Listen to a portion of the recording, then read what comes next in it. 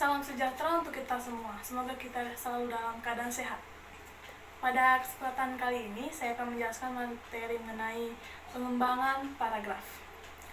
Untuk menjelaskan kalimat-kalimat dalam paragraf, cara yang dapat ditempuh adalah dengan kata-kata transisi yang berfungsi yang berupa konjungsi dan ungkapan penghubung antar kalimat, mengulang kata-kata kunci, menggunakan kata ganti, dan mendayagunakan keterpautan isi. Ada beberapa metode pengembangan paragraf, diantaranya adalah sebagai berikut.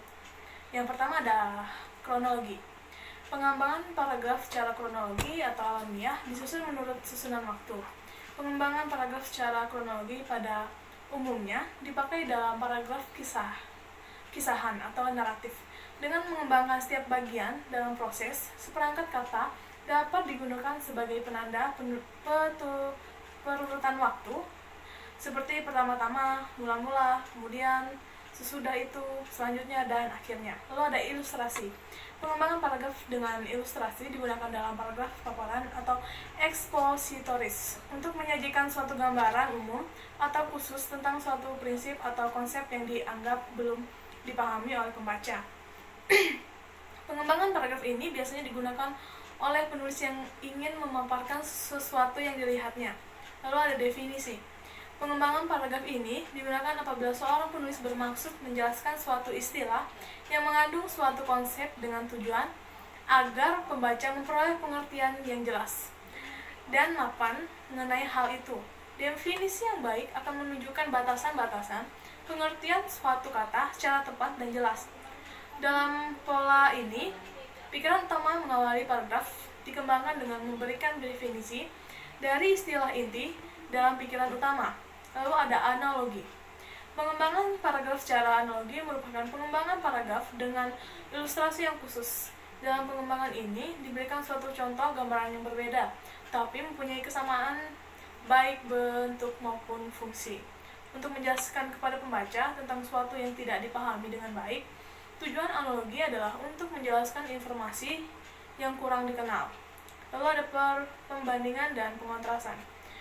Pembandingan dan pengontrasan atau pertentangan merupakan suatu cara yang digunakan pengarang untuk menunjukkan kesamaan atau perbedaan antara dua orang, objek atau gagasan dengan bertolak dari segi-segi tertentu.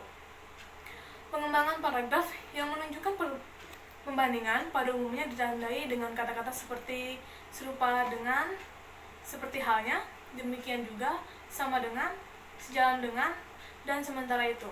Sementara itu, pengembangan paragraf menunjukkan pengontrasan pada umumnya ditandai dengan kata yang mengandung makna. Makna pertentangan seperti akan tetapi, berbeda dengan, bertentangan dengan, lain halnya dengan, dan bertolak belakang dari. Lalu ada sebab akibat.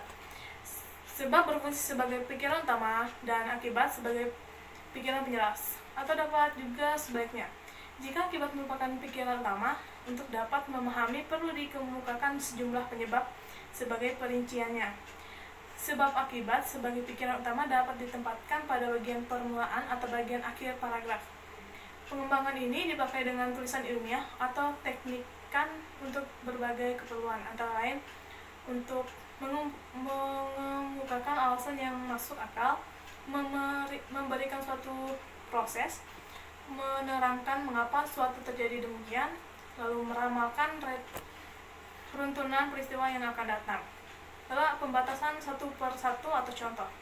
Pengembangan paragraf dengan pembatasan satu per satu atau contoh kalimat digunakan untuk memberikan penjelasan kepada pembaca karena gagasan utama kalimat topik masih dianggap terlalu umum sifatnya. Dalam pengembangan paragraf ini, pikiran utama dikembangkan dengan penjelasan yang berupa contoh. Repetisi. Pengembangan paragraf dengan pengulangan sering digunakan untuk mengingatkan kembali pada pokok gagasan dan menguatkan pokok bahasannya. Pokok bahasan yang dikemukakan pada awal paragraf diulang pada akhir paragraf sebagai simpulan. Dalam pengembangan paragraf, secara repetisi ini sebuah pokok bahasan ditampilkan secara berulang pada kalimat berikutnya. Lalu ada kombinasi. Pengembangan ini dapat dilakukan dengan memadukan repetisi terutama repetisi kata-kata kunci atau kata ganti dengan analogi. Demikian penjelasan dari materi pengembangan paragraf. Saya ucapkan terima kasih.